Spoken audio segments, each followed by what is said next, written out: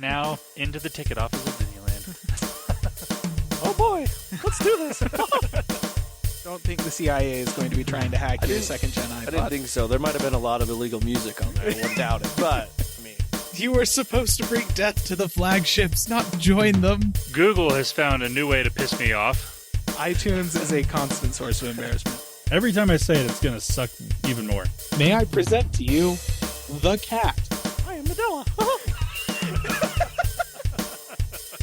I can't do it anymore without laughing. I was going to do the whole thing. Welcome, everyone, to the Calling All Platforms podcast. I am your host, Wes, and I'm here with Landon. Hello. And Caleb. We're recording this on the 20th of April, and doesn't mean anything, listener. Just thought I'd point that out. And we are here to talk all things tech. And not the dates of when we record. Listen. It might matter. I don't know. It might. You never know.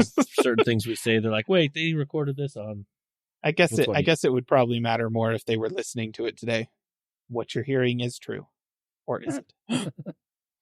Maybe. Who knows? Well, let's get into this, shall we? We have some news, actually, this week. We've had some interesting things happen. Well, first things first, let's talk about some Google and how, the U.S. courts hate Google. But guess what? They kind of did it to themselves. It's true.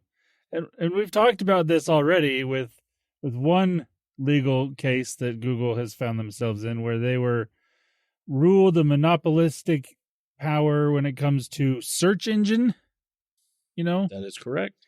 But now a U.S. judge has ruled that Google is an illegal monopolist in the online advertising technology sector.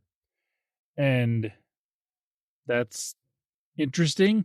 I kind of agree with this, but at the same time, it's like there are other companies that make most of their money based on ads, specifically Meta, who is also having issues with this specifically as well. Which I do find it it's kind of hard. I find it kind of hard to say that a judge can rule two different companies to be a monopoly when it comes to online advertising, but apparently that's going to happen. Well, I think that the difference, and it's an important distinction to make from a legal perspective. For Google, it's like online advertising framework and technology. For Meta, it's social network advertising specifically. Yeah, that's right? true. So with Google, they're all like, if you want to advertise stuff on just a whole bunch of different websites across the internet as a whole, you pretty much have to use Google. That's basically your only real option. If you want to advertise stuff on a social network, basically it's going to be Facebook. Yeah. It's going to be Meta. And so, dang, that's like your only option. So that's they are both advertising, but they're doing it in different places. And that's the thing that gets them both in trouble. And I think this is true. Google did it to themselves. Oh, absolutely. This is how that rolls. It's the same thing when it came to the monopoly when it came to the search engine stuff, because that one specifically, as we found out, they were literally paying / threatening companies like, hey, if you don't use Chrome as your default browser, you can't have Android on your phone, or, things like that. It's like, you did this the wrong way. And same thing when it came, ad-wise, I don't think it necessarily has to do with that. It's not that. They're not bribing people. Yeah. They're not necessarily bribing people. It's just they've been doing it for so long that it's kind of just the default. Mm-hmm. And they have probably bought up a lot of smaller companies because either the company was starting to become a problem and so Google bought them out, or the company was like, hey, Google, we're going to fail if you don't buy us, more or less. So, yeah. And here's the thing. Google played it wrong by buying those companies. They shouldn't have. They should have done what Microsoft did in the 90s and gave them an injection of funding so that they would survive just barely and have a tiny sliver of market share so that they couldn't get sued as a monopoly now. Yeah. Like, that's what Microsoft did with Apple, listener, in case you True. weren't aware. The only reason that Apple computers exist today, being the juggernaut that it is because back in the 90s, when they were literally about to go bankrupt, Microsoft gave them a bunch of money. It's just like, here, have a bunch of money, because we don't want to have to go through antitrust stuff, because they just finished going through antitrust over their browser, and they're like, frickin' no, we're not doing that again. So, Yep. yeah, Google, you should have propped up just one competitor, you know? Yeah. Maybe that's what they did with Facebook initially, and then eventually Meta was like, "Yeah, no, we don't need you anymore." I don't know, but it's interesting, and like right now we obviously don't know what's going to happen. We still don't know what's going to happen, or like what judges are wanting Google to do when it comes to the search engine monopoly. Yeah. We definitely don't know what they want Google to do when it comes to the ad stuff. It will be interesting to watch, and we will keep following this because I am genuinely curious to see what is going to happen here. Because, I mean, I can see Google having to basically take Chrome as its own company and, like, divest it out, you know. But I don't know what they're going to do with the ad stuff, because if Google doesn't have ad stuff, they cease to exist, basically. Pretty much, yeah. So it's going to be interesting to see what the judges want Google to do when it comes to the ad sales and everything. No idea. It'll be interesting. But I'm sure we'll find out sometime. Yeah, eventually. Courts take forever on stuff like this, which, I mean, honestly, generally is probably a good thing, right? Like, Yeah. take a while to make a decision, actually do some research before you decide. But from the perspective of, like, catchy news headlines and stuff like that, kind of boring, you know? Yeah. All right. We'll go ahead and we'll move on to some general tech news we got here. OnePlus Watch 3 is now for sale. But maybe wait.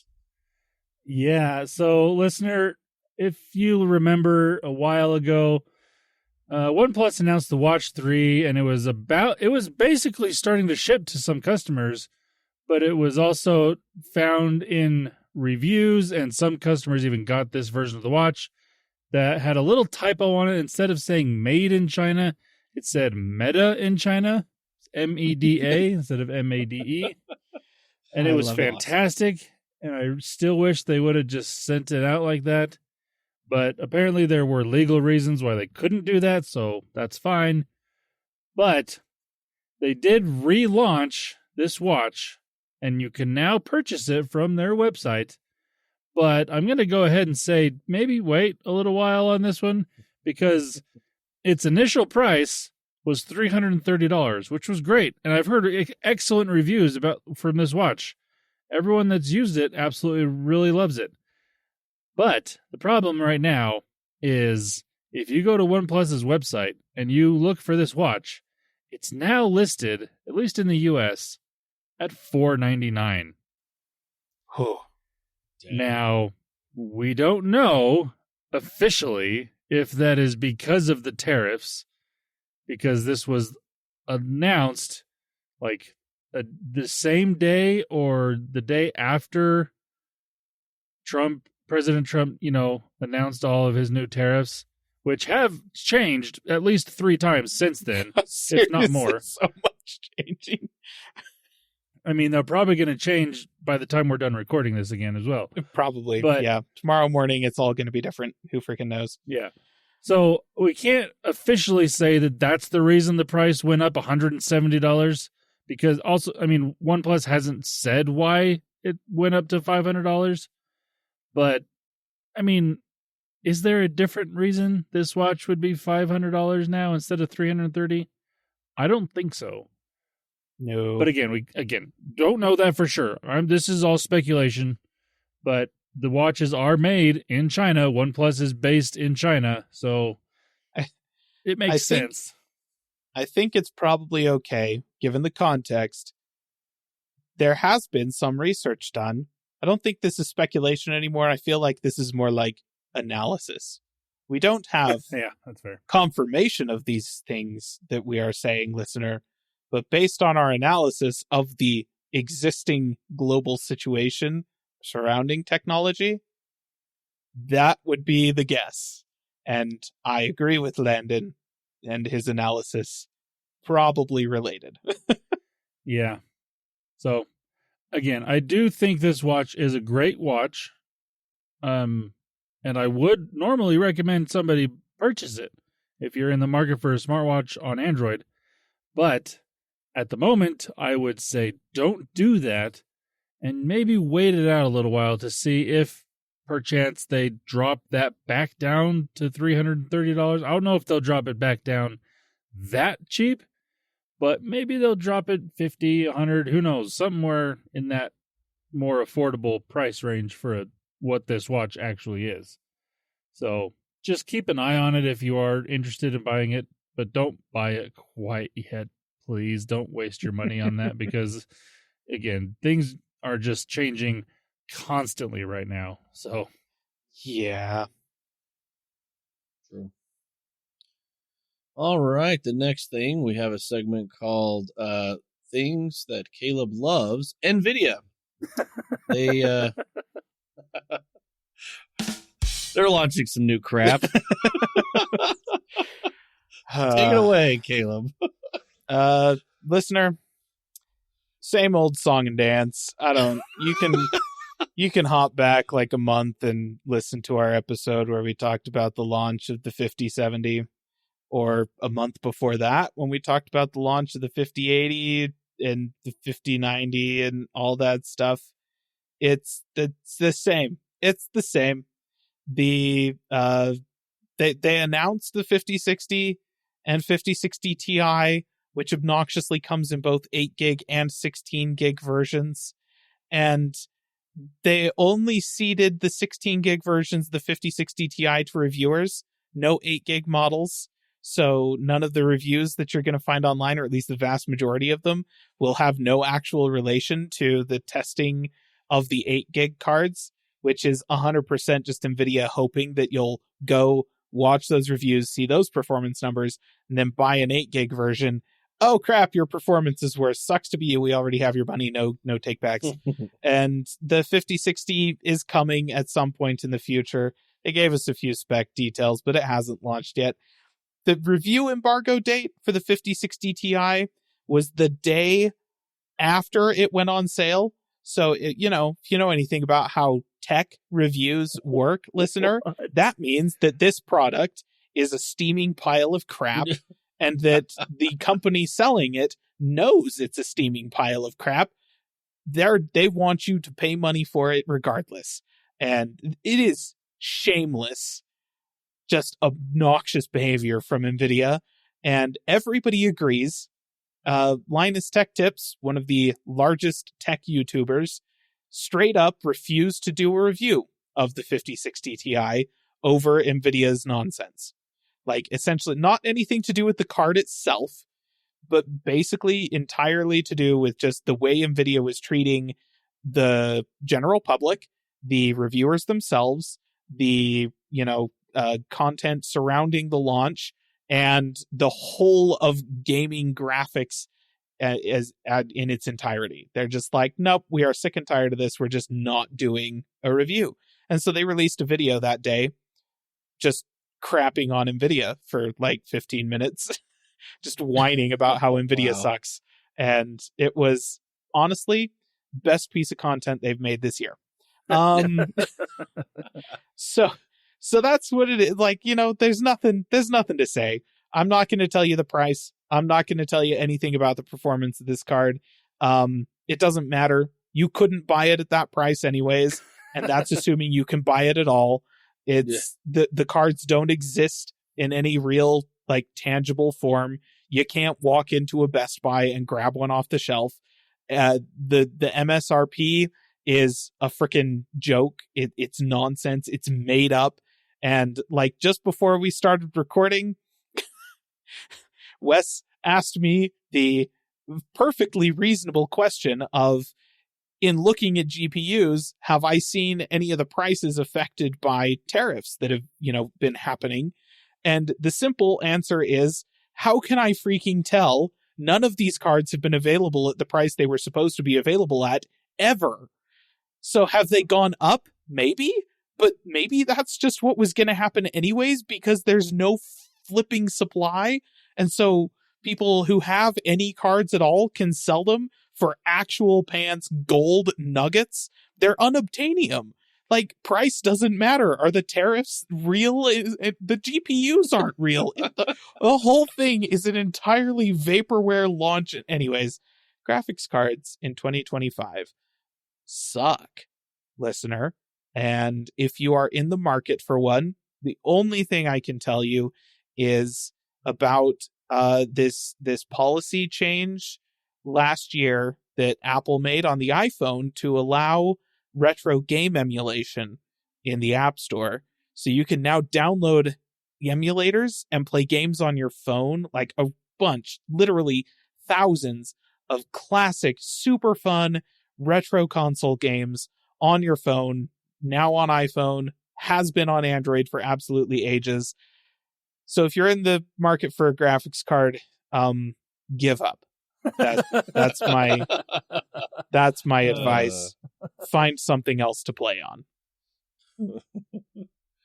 Wow, I didn't think this would take your sanity, but man, Nvidia's doing it, buddy. It's like I am done, quote unquote, covering the news on Nvidia. Every time they do something from here until the end of the year, I'm not actually going to talk about the substance of what they did. I'm just going to take it as an opportunity to complain about how they did it. Because so far, and I would love to be proven wrong at some point this year, Nvidia, but so far, everything they have done is worth complaining about. Jeez. Everything. Every single thing. The announcement slide deck for the 5060 Ti, the 5060, not the Ti, included a slide saying that the 5060 was 50 times faster for like millions of gamers or something, or hundreds of thousands of gamers or something like that, based on comparing the performance of the 5060 to the performance of the GTX 1060 and countering the stupid AI generated frames that 50 cards can do. Like, is that a piece of technology that a lot of gamers would like to have and would use if they had it? Yes. Does that mean the card is 50 times faster than the 1060? No. This card is barely faster than last year's 4060. And yeah, is it faster than the 1060? Absolutely not 50 times. It's maybe 6 or 7 times faster, but that's a very different number, Nvidia. A little bit. Oh my gosh, they're psychopaths. I don't like Nvidia. I swear, at this point, all of the consumer graphics cards are being developed by a team of 10 dudes at Nvidia, and they have exactly one guy to do all of their marketing material, and none of them actually know what's going on because everybody else in the company has been moved over to their AI chips and stuff like that. All of their AI projects, all of that stuff, that's what everybody at Nvidia is doing now. There's like 7 dudes working on the graphics cards, like for gamers and stuff like that. And that's why if you buy an Nvidia 50 series card, your drivers are going to suck. For like the first time in literal decades, if ever, that I can think of, Nvidia's graphics drivers are worse, generally speaking, than AMD's and Intel's. That's where we're at. They've got 7 like overworked, underpaid interns developing the cards and the software for them. And then there's like 1 part-time, I don't know, graphics design contractor that's doing all of their marketing. listener, I have to say this now because it just might be the case. So this might be the last episode of our podcast because between Nvidia, AMD, and Intel, Caleb might just die while recording the episode, an episode in the future. So yeah, we might. every time Nvidia does anything, I am within seconds of having an aneurysm. It's becoming a serious problem. I should probably go get like a physical and Yeah, make sure I'm healthy enough to handle this nonsense. We need to have a physician on hand. Yes, well, every time we record. There. Can't record the podcast unless I've got a doctor present. Definitely if Nvidia's on the docket and having its own segment. Do we need a doctor for this? Yes. Okay. Anywho, we're rambling because we don't want to talk about Nvidia anymore, so we'll move to the next subject. Let's please. Let's talk about another grand company. Is Comcast turning nice? No. Well, okay. I mean, that was short. I did put that question in the doc because I can't even say that. No, they're not because it is Comcast. But they are more or less being forced to compete in some way. Not because, there are other ISP companies coming about and giving better deals, which are happening in some areas, but that's not what this is. This is like going to be across, like company wide, like you can get this deal anywhere. So there's a new deal that Comcast has come out with for internet, their Xfinity plans. It is a 5-year price guarantee, which, all right, that's nice. Starting at $55 a month. Pretty great. With no annual contract required. Also pretty great. And it also is not just for new customers. Like you can be a paying customer right now and get this deal, which is also great. Like without having to go through the phone service tree and like kill a squirrel in effigy. And because I've done the whole like getting a price that was meant for new signups as an existing customer. That's at least 2 hours on the phone. Yeah, I've done the same thing. It sucks. Wow. But no. Without doing that, that's okay. And like this is right front and center on their website, this new deal. I looked it up earlier because I am currently a Comcast customer and am interested in this because this would make my internet cheaper for the same speeds. And that's the other thing is they're saying up to 400 megabytes download speed, which that does depend on your area because some areas that speed is not going to be available. Like for me, technically my plan is this up to 400 megabytes speed. I average about 150 down, so I'm not getting that. But the other really nice thing about this is there's also the ability to cancel anytime without fees. So, wow. Like, I mean, it did snow where we are 3 days ago. Maybe hell has frozen over. Yeah. That's a good analogy. Yeah. This is really interesting. Now, I can't really say there's caveats to this plan, but so the new plan, it does include a lot of stuff as well. So I don't know if you have to do this, but it includes an Xfinity gateway, which is basically their modem router combination. I don't know if you can do this without having that because I have my own modem and my own router because I don't want to pay for theirs because mine's better and I like it. It's nice. Takes like 8 months to make up the cost difference of just buying it yourself versus renting it. Yeah, exactly. It's now, not long at all. Like I said, this is included in the price. Like it's not extra to get the gateway. So if it is like you do have to get it, that's fine because again, it's included. It also has other benefits. Like, I mean, this is kind of a normal Comcast benefit, but the public Wi-Fi hotspots that they have everywhere, basically, like if you're close to somebody that does have an Xfinity gateway, you can more or less use their internet without using their internet. It's a really weird system.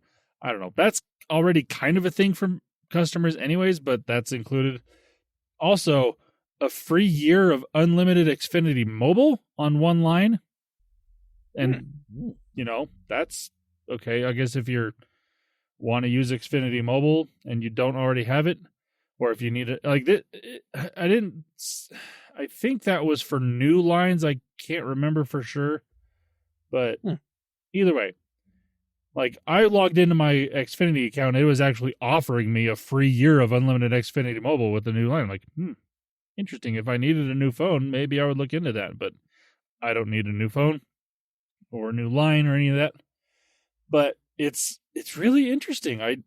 Is Comcast nice now? I It is feel a competitive deal. Like a lot of the stuff that this is addressing, like the no annual contract, the 5 years of guaranteed pricing, I feel like some of this stuff is specifically addressing like FTC requirements that were put into place a few years ago and had like a deadline of this year for companies to be compliant with them. The whole being able to cancel without having fees and that kind of thing. I think that this is just Comcast finally coming into compliance with FTC guidance so that they don't get fined. Yep, and that's exactly where I was going with this because, like I said, they're not being forced because of other companies making them do this. No, they're being forced because the U.S. government is making them do this. Yep. And I'm perfect. This is the type of thing that I am fine with the government, making companies do things like this. There are certain things that I'm like, yeah, you need to stay in your own lane. But this is fine. This is exactly what the FTC is for. Yes, this is what they are supposed to do. Especially because Comcast is technically not a monopoly, but they do a lot of monopolistic things when it comes to giving internet to places. That's the thing. They kind of are a monopoly if you live in an area with just Comcast. Yeah. And there are lots of areas with just Comcast because they have written agreements with other cable providers for them to not operate in the same areas. Yeah. Technically, I live in a place where I can get other internet. It's just that internet really, really sucks. So I'm not forced to use Comcast, but if I want any sort of decent internet speeds, I am forced to use Comcast. Yeah. Which is unfortunate. Your other options are wireless or DSL. Yeah. That's it. Yikes. And, stuff that doesn't, wireless that doesn't require infrastructure, as much infrastructure at least, or DSL, which uses your phone lines. And I don't know, listener, if you've looked at phone lines anytime in the past few decades, but they don't work too great. That's not a thing. So if you are a Comcast customer at the moment using Xfinity, I would look into this because it's probably going to be cheaper than what you're currently paying. Maybe not for higher speeds. Like in my situation, this would be cheaper, but it's not going to give me any faster speeds. That's fine. I am fine with what I currently have for the most part. But I am going to look into this because I would like to save a little money on my internet. That's a nice thing. So yes, Like I said, Comcast technically is not turning nice, but they are offering at least better deals. That is good. Yeah. It's more competitive, I guess. Absolutely. So, nice. Okay. Well, we're going to go ahead and move on. We're going to talk about some gaming news here. Got a quick couple little things. First, Microsoft, they did announce their Xbox Game Showcase, what date they're going for, which is usually around the same time. They're going to do their gaming showcase on Sunday, June 8th on there. So, and then after the event, they are going to have a deep dive into The Outer Worlds 2. Oh. So that will be what was it last year? They did one for Starfield, but it wasn't last year. And then they did one for, I can't remember the game last year, but they always do Call of Duty, wasn't it last year? Oh, probably. It was something like that where they'll do like a big in-depth thing. Yeah. Yeah. Outer Worlds too, though. Like Obsidian be busy. Holy crap! Obsidian is busy because they just released Avowed like a couple of months ago, and it's like, okay, on to Outer Worlds too. Is Avowed not selling well? I guess maybe just like oh crap. I don't know. I've heard that one's a mixed review. Like honestly, I don't know. I think I would be more likely to keep playing Avowed than I would be to play Outer Limits, or not Outer Limits. Sorry, Outer Worlds. Yeah. Outer Limits. This is a decent TV show when I was a kid. I kind of liked it. Anyways, that like Avowed has I don't know. What were people expecting from Avowed? I guess it has fun combat. Do you need more than that for like a basic hack and slash RPG? I feel like no. That's all Diablo has is fun combat. I don't know. And I freaking love Diablo too. Well, good luck, good fortune, Obsidian. We're all rooting for you. Don't get canceled. I heard a lot of people like the first one, so the second. Yeah. Oh yeah. No, the first one was like critically acclaimed, and I feel like people have been really down on Avowed, and I'm like, are they really that different in quality? Because I feel like they're not. They're different. They're a different style of RPG, but I don't know. It's not like it's worse. It's just different. I have not played it, so strange. All right, let's move on. We're going to talk about some Sea of Thieves. It is coming to the Battle.net launcher on May 22nd. Did we? Why? Why not, I guess? Because we can. Well, I'm assuming, I don't know. I know that they've been adding a bunch of other games to the Battle.net launcher. I think Avowed, Doom. Are they just giving up on the Xbox app? Is that what this is? They're just moving everything over to Battle.net? And I think what it is there's some people. So I was kind of looking this up, like, why would you want to do this? Well, I think it's because there's people that only play with the Battle.net launcher on PC. They don't have Steam. They don't have Xbox. They just play Battle.net games. And I mean, they want to see if maybe this would work. So, I mean, it's get it anywhere, any place. I don't think they're competing with themselves. It's just here's another way to go. But if you do this on May 22nd, you can, if you do have Game Pass, obviously you can just play it, but they do have different editions if you want to actually buy this. If you don't have Game Pass, you can buy the let's see, it starts at the $39.99 for the game, but then they do have the premium editions that you can go up. But if you do pre-order, you do get the 5 special Battle.net edition sales. So basically, the sales you can get are like for Hearthstone, Overwatch.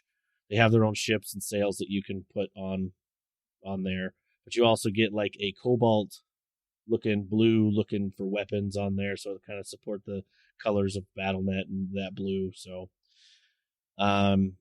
you can have these editions. What I'm assuming is that they're doing is I think they're just testing the waters to see if people will buy on Battle.net. Yeah, I don't know. That's kind of weird. That's kind of weird.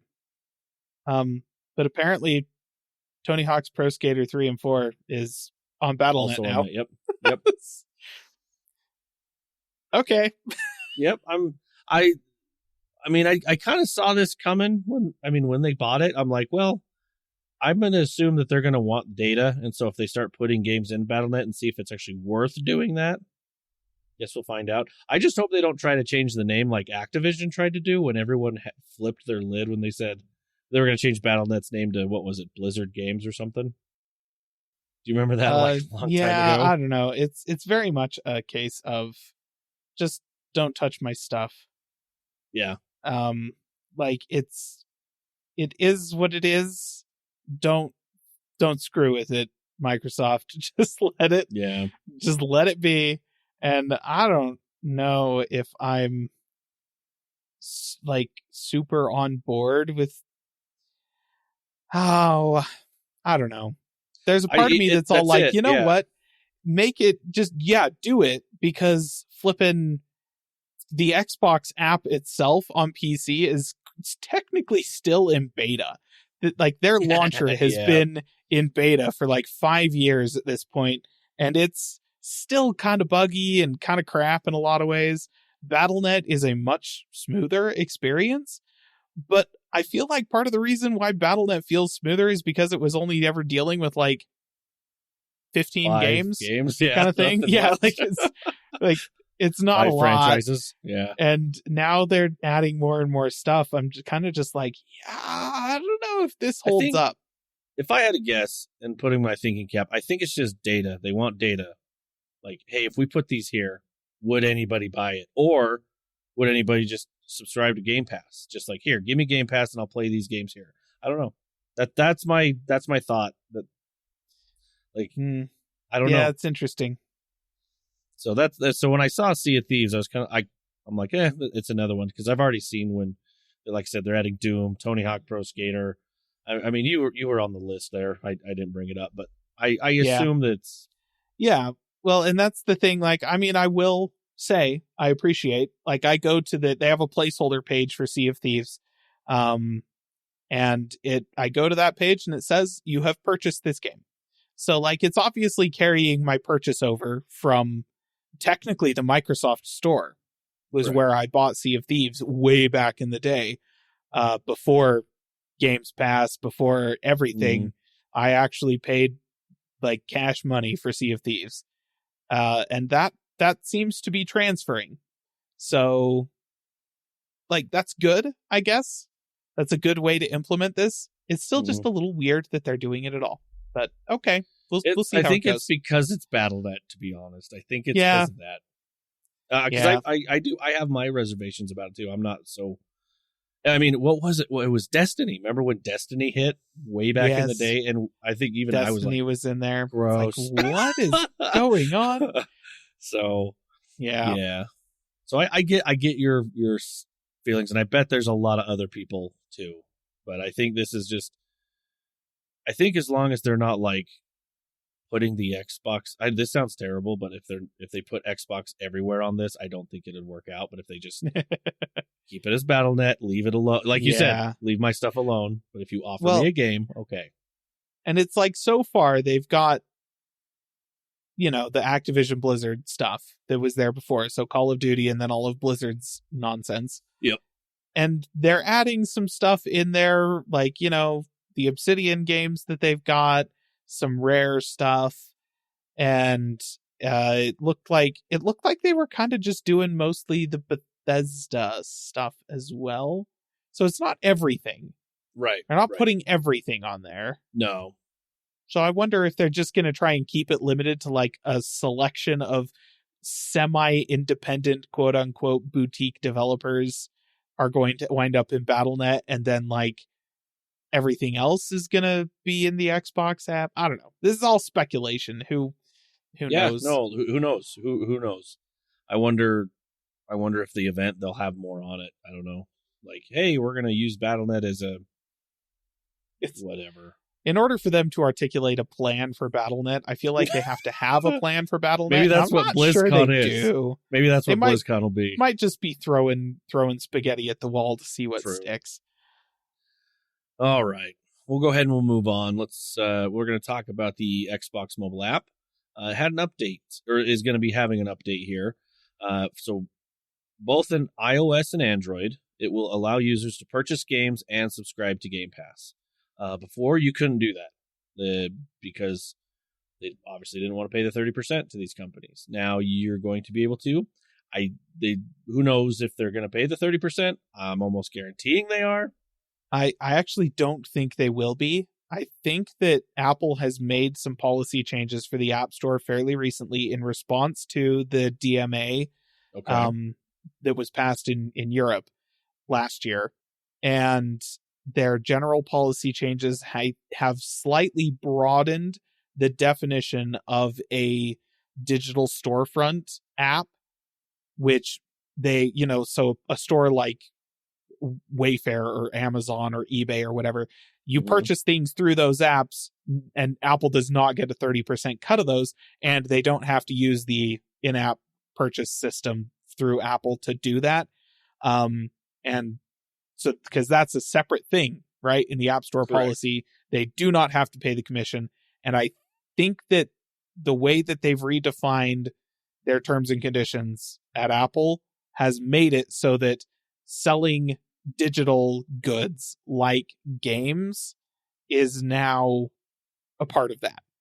So like they'll be able to sell this you. Is why it's happening. Yeah, then. I think that's why. I'd have to double check, but essentially they're not selling you goods or subscriptions that can be used on the device that you're buying it from.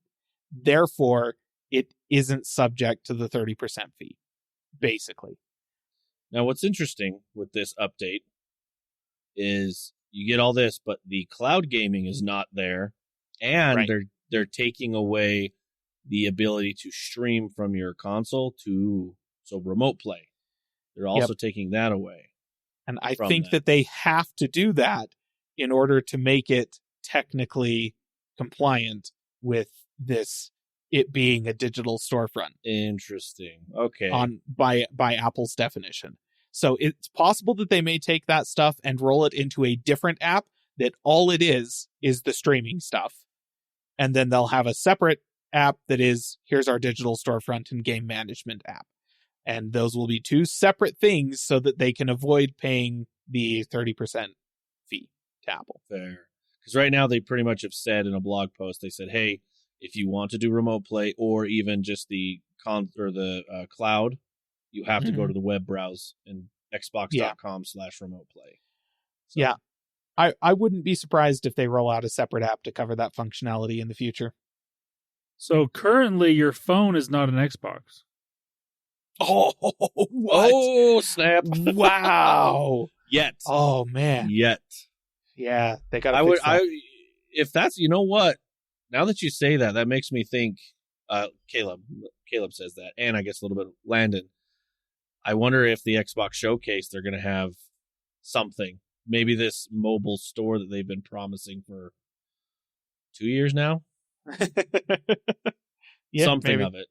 Who knows? So maybe this is speculation, but I mean, I wouldn't be surprised, like Caleb said, if they do come out with a different app that is literally like just like an Xbox gaming app or something like whatever the name's going to be that is specifically for playing games, because they don't want to lose that ability. There is a separate app that they had, but they did away with it. They just haven't supported it in a while, but it's called Xbox Game Pass, where you could, because remember a long time ago when we first started the podcast, I showed you on my phone playing Gears of War 4. I was like, look, there it is. Yeah. That was that app. So I wonder, maybe they'll update that one. Who knows? But I'm sure. Yeah, maybe. I'm sure with how close we are to June, that's when they'll announce whatever that is. So, okay, we're going to move on. The Xbox console also had an update. It was about a 1.1 gigabyte update. The big part of this was basically you can now stream your own games.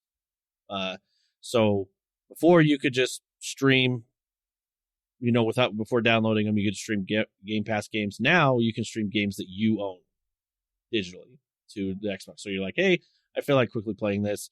Or, hey, I'll hop on and play a quick match of Call of Duty, but I don't want to download 150 gigs. My friends want to play now. Here we go. You can do it. So it'll basically have a little cloud symbol on it that says, hey, you can play this in the cloud and do that now. So you can do that from the console. That's pretty much what the big thing was that you can play your own digital games. I'm surprised this wasn't a thing before. Well, you could do Game Pass games, but the actual one for your own games, it was in beta for a long time. Right, I understand that. I find it interesting that this to me is like what Nintendo Chat was for you guys. Like, this wasn't a thing 10 years ago. It's true. You're not wrong. Because they did talk about it. As soon as they gave you the ability to stream games, that should have been what that meant. But instead, it meant, Game Pass games. Yeah. Okay, let's go ahead and let's move on. We're going to talk about the Nintendo Switch 2 pre-orders. They were rescheduled, guys, to April 24th. And guess what? No price change. Wow. On the console itself. Or the games. console itself or games. all of the accessories for the console, those have gone up in price. Oh, Which- actually, I didn't look at that. I Yeah, just saw like- the other stuff. What Or was the other maybe stuff? not all of them, but the majority of them. Like if you want to buy a spare dock, or if you want to buy an extra set of Joy-Cons, or if you want to buy their new Pro controller and all that stuff, all of those have gone up in price as far as I'm aware. Up to and including, I think, the little wrist strap thing that clicks on to the end of the Joy-Con. I think that has also gone up in price. Don't buy that from Nintendo, listener. It's like 15 or $20 now, something like that. Go to a dollar store and get one yourself. So the Joy-Con, here, I brought this up. The Joy-Cons, a pair of Joy-Cons is now $95. Yeah, that's great. That used to You be, can- what, 70? You can spend $100 and get the worst controller on the planet. Awesome. Ouch. Your Joy-Con strap says $13.99. Oh, $13.99. Yeah. There you go. The charging grips is now $39.99. The Joy-Con 2 wheel set is $25. The dock, the Switch Dock 2 set is now $120. Holy poop. What? $119.99. That's a freaking HDMI adapter. Like, that's a USB-C to HDMI adapter that does pass-through charging, listener. They want $130 for that? No. What? Nintendo. It's got a fan now. Yeah, Frickin'. it has a fan. That's what it is. It's a fan. That's what justifies the extra $100. There it is. Jeez. Oh, man. So, yes, prices did go up, just not for the console itself or any of the games they've announced. Also, no word on what supply is going to be like. You're going to get your pre-order in, True. and then you're going to have to wait 2 years for your pre-order to launch or to ship. Like, True. we They didn't don't say know. anything about that. Don't know Well- what supply will be. I'd be willing to bet they shipped a whole bunch of these into wherever they're going to sell them a month or two ago. And so Yeah. most pre-orders are probably going to be okay. And as long as you get in within the first hour or so, probably. And in order to pre-order, you have to have played a certain amount of Switch time, like time on Switch in the past month. To be able to You have pre-order. to have been you have to have a Nintendo membership, like subscription. You've had to have had one for a certain amount of time, like 6 Mhm. months or something like that. And yeah, like they're only selling it to people that have demonstrated that they are like all in on Nintendo. Yep. So I would not qualify. I cannot pre-order a Nintendo Switch 2. And Landon, you can't either. Nope. Wes, you probably could. Probably because I have that subscription that you're using. Yep. You have the subscription, and if you haven't been playing So- the Switch over the past what I'm couple of hearing months, is I your have to kids pre-order. probably have. I have to pre-order for Landon, is what I'm hearing. That's Listen, if anybody's pre-ordering, you're the only one of us that actually could. So yeah, it's like a whole thing. And even then, like, because they're doing that to make sure that they don't have as many pre-orders as they would otherwise, and to prevent scalpers from getting their hands on as many Yeah. consoles as they would normally. So that's good. I'm not necessarily which is like, appreciative, yes. yeah, right. I'm not necessarily saying they shouldn't do this, but I still think that even with those restrictions in place, they're probably going to sell out of their existing stock inside the United States in less than an hour. Honestly, probably minutes. And then who knows how long it's going to take for more consoles to come into the US after that. Yeah. Yeah. Oh. Anywho, let's go ahead and move on. We're done talking about Nintendo. We're going to talk about Sony. Sony, they are raising some prices again on their PlayStation 5, but it's only in Europe, Australia, and New Zealand. Sorry, other places. Man, Let's go ahead and I'll just get through these here in Europe. I'm just going to say the number. I'm not going to say what the actual money is, pounds or whatever it is for each one of these. So previously it was $449. It went up to $499. And that's for the PlayStation 5 digital edition. It actually also is saying that the PS5 disc drive went from $79.99 to $119.99. Oh gosh, dang it! The UK, was previously $389.99, is now going up to $429. The disc drive was $69.99, is now going up to $99.99. Australia, we're looking at the PS5 edition. It says it's just going to say $749. Yep. And then with the disc drive, so that one was the digital edition. Now with the disc drive, it's $829. And the disc drive will now be $124, or whatever it is for Australia. Australian dollar dues, or whatever they're called. Yeah, dollary dues, I think is the technical term. And New Zealand, the PS5 with the disc drive, wow, $949.95. The digital edition is going to be $859, and then the disc drive will be $139.95.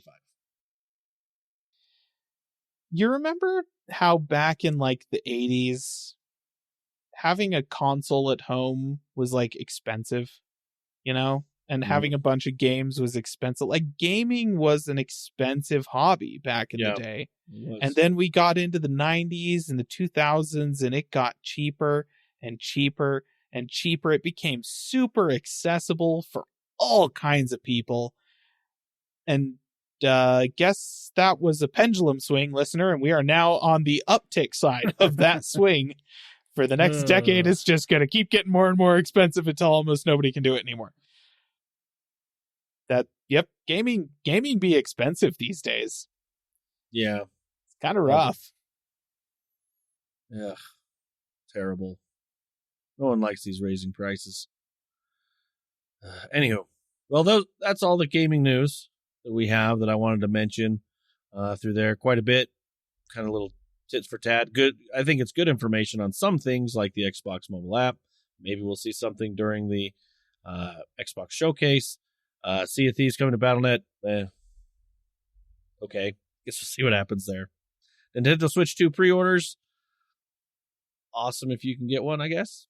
Good luck. And Landon, I just expect before I pay, I need that $500 or whatever Mario Kart you're wanting.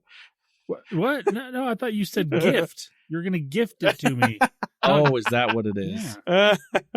I mean, I'll give you a gift of a kick in the pants if you want, and then you stand over, whichever. And we're going to move on to the next segment, which is one of our favorite segments, listener. We have a segment that we like to call our Doom News. And I'm going to pass it over to Caleb. Yes. So this one, listener, is a little bit weird. Normally, we like to talk about, we like to set aside time to talk about Doom modders making the internet a better place. This is not Doom modders, but it is in the spirit of Doom modding? ?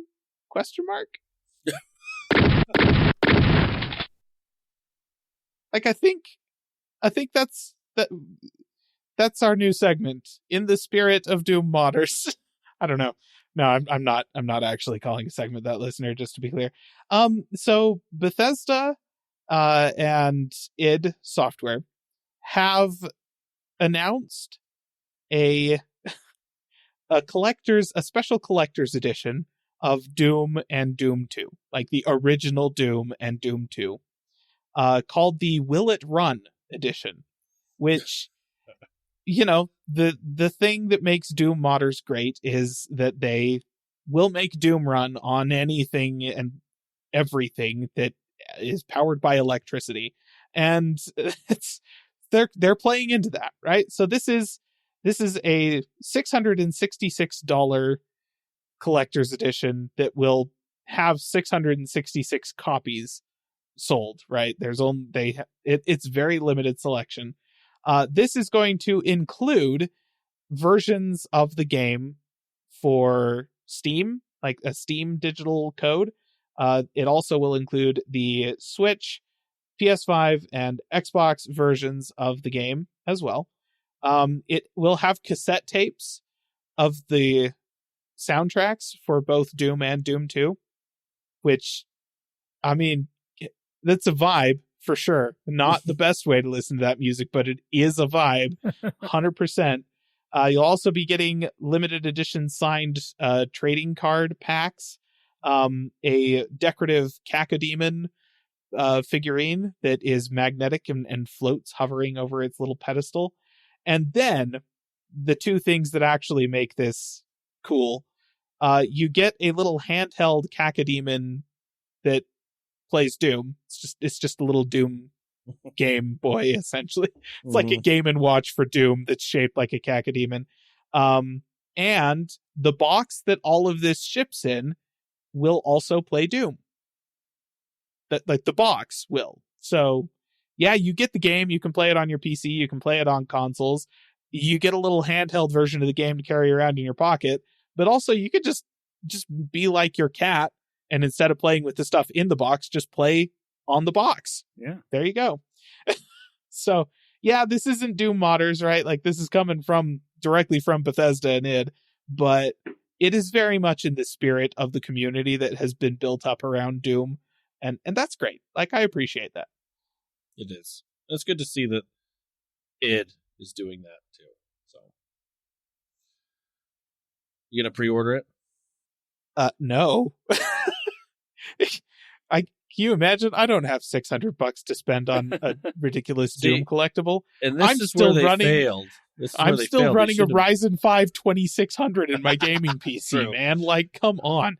True. If I was going to spend $600 on something, it would be a new platform for my computer. so that I can then run Doom. I think they said they only made 666 of them too, right? Yep. 666 for $666. Because, lean into it. And honestly, I'm here for it.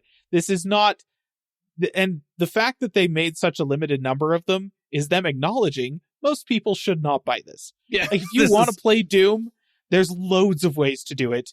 You can play it on demonstrably just about anything. So just play it on one of those. For the vast majority of people, there's absolutely no reason to buy this thing. But They figure, yeah, there's 666 people with more money than sense that love this game as much as we do. So here's a cool box for them.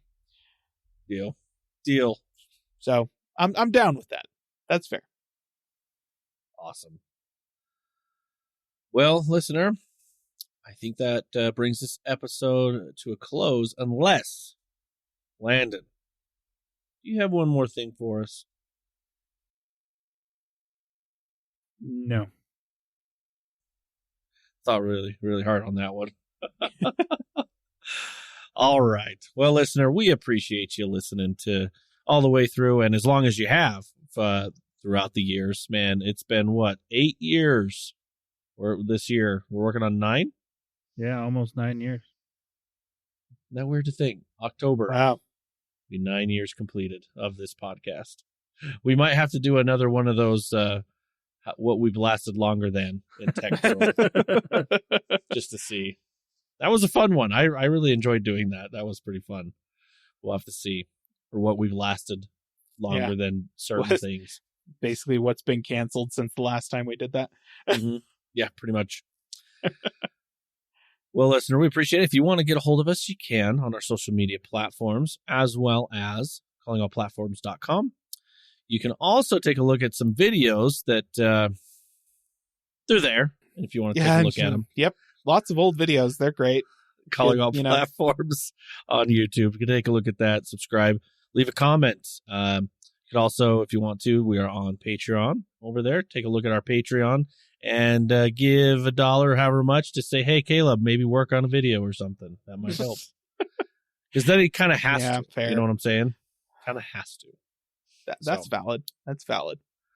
All right, dear listener. Have a good week. Bye-bye. See ya.